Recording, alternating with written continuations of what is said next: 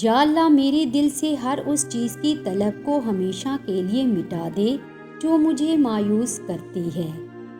توکل کرو اور پھر دیکھو کہ اللہ تمہیں وہاں سے عطا کرے گا جہاں سے تمہیں عطا کے ذریعے بھی نظر نہیں آتے۔ یہ آزمائشیں تو تمہیں مضبوط کرنے کے لیے ہیں۔ تمہارے رب نے تمہیں تنہا تو نہیں کیا۔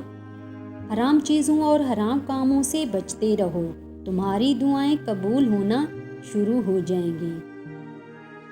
قسمت سے مایوس نہیں ہوا کرتے، اللہ سے بڑے بڑے گمان ہمیشہ رکھتے ہیں۔ گناہ ہماری روح کو جگہ جگہ سے زخم لگا دیتا ہے اور ہمیں سمجھ ہی نہیں آتا کہ بے چینی کس چیز کی ہے۔ آپ کی زندگی میں پڑھی گئی ایک تہجد کی نماز پوری زندگی بدلنے کی طاقت رکھتی ہے۔ رات کے آخری پہر میں اٹھ کر رب کو راضی کرنا عشق ہے۔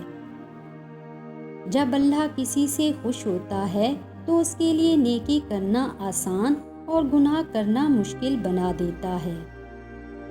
اور ایک دن جب تم ٹوٹ جاؤ گے تو تمہیں بھی اللہ سے بات کرنا آ جائے گی۔ تم مسجد جا کر اپنی محبت کا ثبوت دو، اللہ تمہیں کعبہ بلا کر اپنی محبت کا ثبوت دے گا۔ نبی صلی اللہ علیہ وسلم کا اخلاق تو قرآن ہی ہے۔ دعاؤں میں اگر دل لگنے لگے تو جان لو کہ اللہ مقدر بدلنے کی ٹھانے ہوئے ہے۔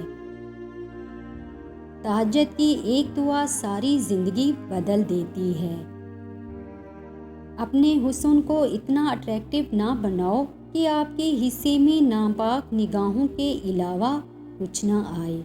موت کا کوئی وقت مقرر نہیں ہے، آج ہی اپنے گناہوں سے توبہ کر لو، لوٹ آؤ اللہ کی طرف۔